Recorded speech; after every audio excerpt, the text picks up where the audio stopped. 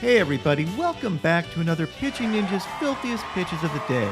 Remember, before we get to those pitches, hit subscribe, join the best baseball community on YouTube. And without further ado, here are my filthiest pitches of the day.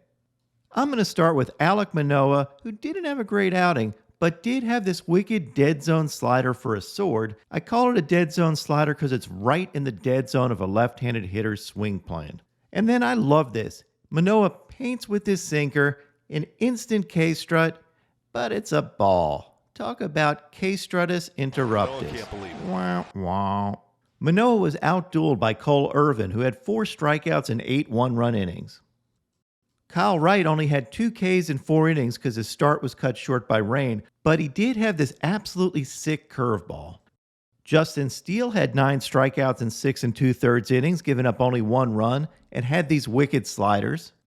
Eric Lauer threw 6 innings and had 9 Ks. Nice, thanks to these zoom balls. Zoom balls are what Lauer calls his fastball, because he's weird. Chris Flexen threw 6 2/3 scoreless innings and had 8 strikeouts. He really mixed it up with breaking balls, changeups, cutters, and of course fastballs. Austin Davis had these nasty sliders, and this one, I'm not sure about the spin rate on the slider, but Choi's spin rate was about 250 RPMs. Dylan Bundy had some sick changeups, leading him to 6 strikeouts in 5 innings, giving up only 1 run.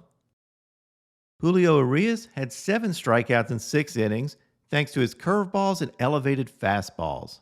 Urias now has a 2.57 ERA this season.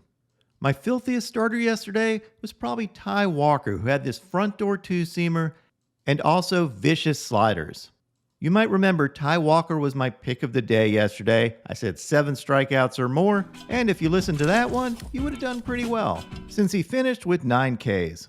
I did have one of my followers on Twitter say, "Oh, this slider was never a strike. Why did you swing at this?" Well, he's going to learn today. Here's an overlay of Taijuan Walker's fastball, which is called strike, and that slider. And you can see at the decision point when you have to decide when to swing, those pitches look identical. And if you've already taken that 2-seamer for a strike, you're not going to let it go by, so you end up swinging at a slider that ends up off the plate. Now on to my filthiest relievers. Jimmy Yacabonis had this 93-mile-an-hour 2-seamer and an 80-mile-an-hour breaking ball, and here's an overlay of these two. That is sick. His 2-seamer ran 19 inches arm side, and that slider broke 16 inches glove side. This filth is why the Marlins broadcast team called Jimmy Yacabonis Pitching Ninja's Dream. And he's Pitching Ninja's Dream.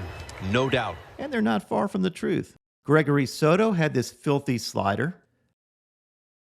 Kutter Crawford was outstanding in relief, throwing 5 1/3 scoreless innings with 8 strikeouts, giving up only 2 hits, thanks mostly to, you guessed it, his cutter. Look at this vicious 92-mile-an-hour cutter running in. That is unhittable. Cutter was more than just cutters. He did have this dirty curveball too. Michael Fulmer had this mean 91-mile-an-hour slider. Joe Mantiply had these sick breaking balls, and I love his catcher Carson Kelly here telling him, throw the ball right here. You're going to strike him out. And he does. I love this from my catchers. You can see why Mantiply's got an amazing 1.13 ERA this season. Devin Williams made an appearance and, of course, had these amazing airbenders. Yes, that pitch is impossible to hit. And to show you how impossible, here's an overlay of his fastball and the airbender.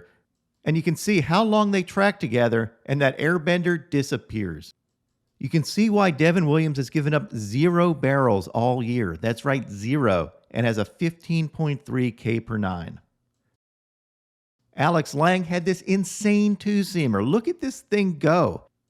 That insane 2-seamer was probably the filthiest pitch of the day yesterday.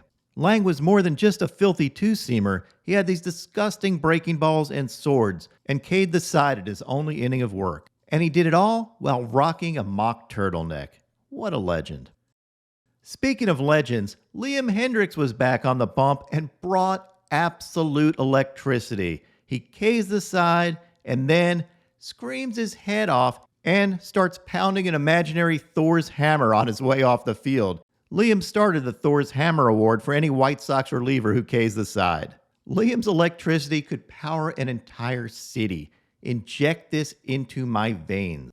I know you're saying, if you're allowed to celebrate like this, then what about hitters' bat flips? Well, here's Liam talking with me about bat flips. I'm all for hitters doing their bat flips and all this. Because they're like, hey, look, if you get it, you got it. That's good. Good for you. But if I get you, I'm going to scream as loud as I possibly can because that's my version of a bat flip. You finally figure out what works for you. And for me, it's just gripping and ripping and throwing as hard as I can and then screaming at the other guy. And now, my pitching ninja moment of zen. Actually, this is more like base running hell. Neither White Sox base runner tagged up on this. So they turn this fly ball into a triple play. Angle gets to third. What's Moncada doing? You can't believe it because he never tagged up. For some reason, he believes it's going to fall. It doesn't. You got to be more heads up than that. I mean, nobody tagged up. Nope. What is up, Ninja Nation? My pick of the day today would be for Logan Gilbert to have 8 or more strikeouts. Here's the current line. I really like the long odds here. Gilbert has had 9 Ks a couple times this season and hit 100 his last outing. So, is 8 or more Ks impossible against the Padres? I don't think so. What would your pick of the day be?